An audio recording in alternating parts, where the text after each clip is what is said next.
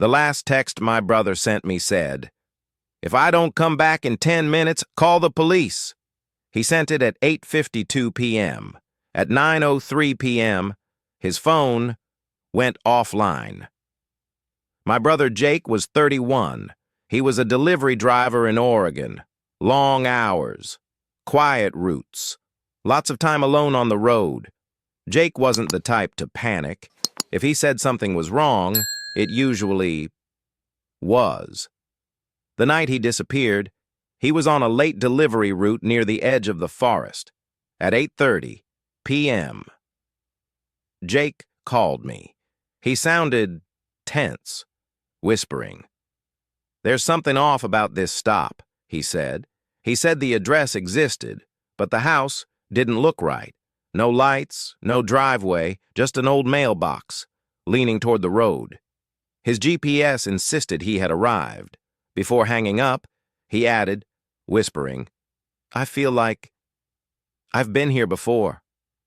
10 minutes later, he sent the text. I tried calling him immediately. No answer. At 9:03 p.m., his phone stopped ringing altogether. The police found Jake's truck the next morning. It was parked, engine off, keys in the ignition. The back doors were open. Every package was inside, untouched. There were no signs of a struggle, no footprints, no blood. Whispering, just silence. When they checked his GPS, they found something strange. He had stopped at that exact location 5 times before. Always late at night. Always for less than 10 minutes. Jake never mentioned those stops to anyone. A week later, I drove there myself. There was no house, just trees, and that old mailbox. Inside the mailbox, there were scratches carved into the metal. Tallies. Dozens of them, grouped in tens. I stood there too long. It was too quiet. No insects, no wind. Just my own breathing, loud and uncomfortable.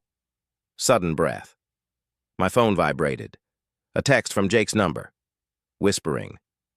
"I'm still here." I typed back, "Where are you?" The reply came instantly, whispering. "Waiting." I asked, "For what?" "For my turn to leave." 3 nights later, another message came, whispering. "Do you remember the rules?" Then, another. "No lights, no names." "Don't look back." Last night, I received a voicemail. No voice, just the sound of an engine idling, a truck door opening, footsteps on gravel, then Jake's voice, quiet and strained, whispering. "I see the road now." This morning, the police called me. They found Jake's truck again, same road, same spot, same open doors. But this time, there was something new scratched into the metal. One final tally mark, and underneath it, a message carved deep. Next stop.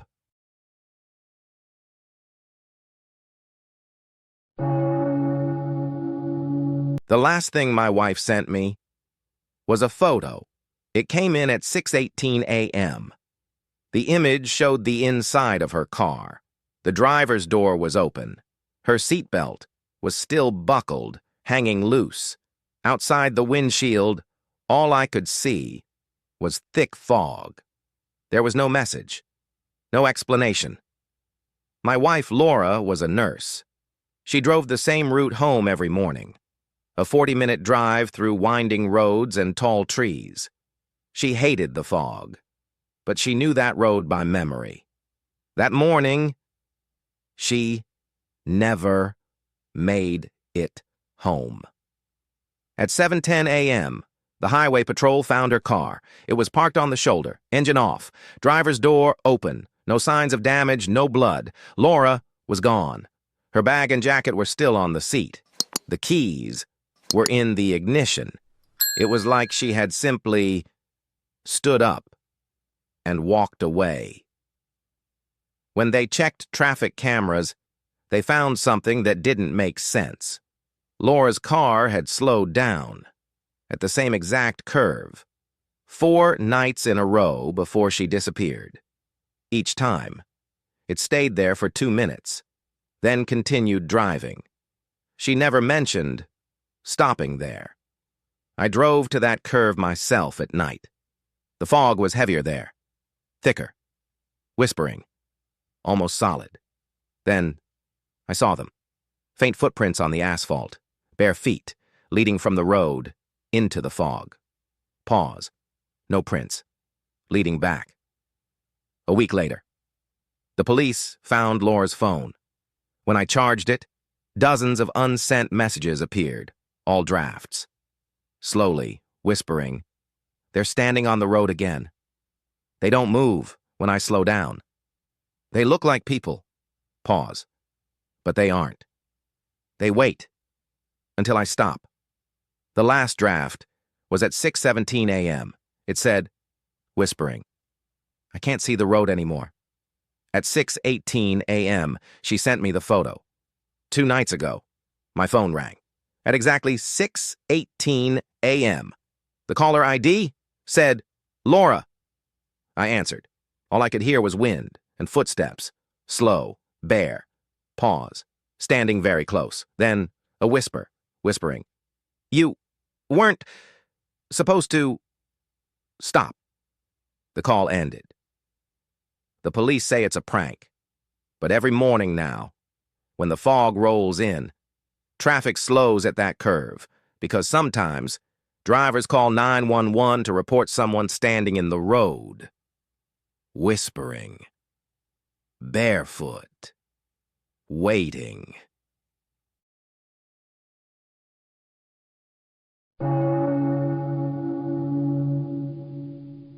The voicemail was only 7 seconds long.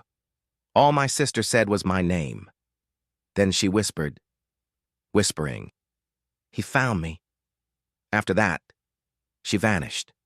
No body, no witnesses, and the phone that recorded the message was never found. My sister Emily was 26 years old when she disappeared. She lived in a quiet town outside Flagstaff, Arizona. Pine forests, empty roads, and neighbors who minded their own business. Emily had moved there 3 months earlier. Nothing felt wrong at first.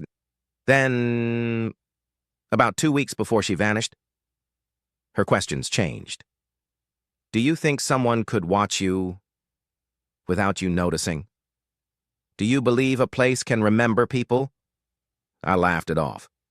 She laughed too, but it didn't sound real.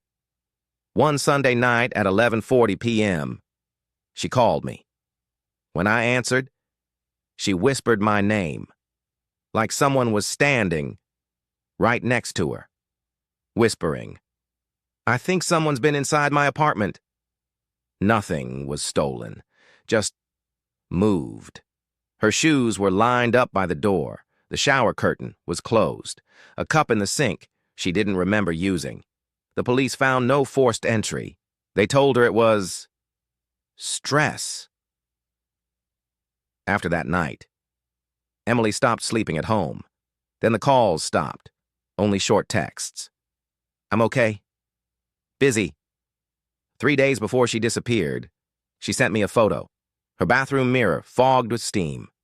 Written in the mist were 4 words. Stay. Where you are. I asked if she had written it herself. She didn't reply for hours. When she finally did, she sent one message, whispering, I don't think I'm alone when I sleep. Emily was last seen the following Wednesday at 9:17 a.m. She stepped outside for a break and never came back. When they searched her apartment, everything was clean, too clean, except the bathroom mirror. The words, stay where you are, were scratched into the glass, deeply. A week later, I stayed in her apartment. The second night, I woke up at 2:30 a.m. I could hear breathing, slow, controlled. Pause. Not mine. I didn't move. Then I heard bare footsteps outside the bedroom door. Sudden breath. When I opened the door, the apartment was empty. In the bathroom, the mirror had a new message, written backward, whispering, "You should have listened." Months passed. The case went cold. Last week, I received a voicemail from Emily's number, 30 seconds long. No voice, just breathing. Then a whisper, whispering, "Stay where you are." I called back. Someone answered, but didn't speak. I could hear a familiar sound, the hum of fluorescent lights, the same sound, from the clinic. Emily is still missing, but every night at 2:30 a.m., my phone lights up, and sometimes, in the silence, whispering. I swear I can hear breathing.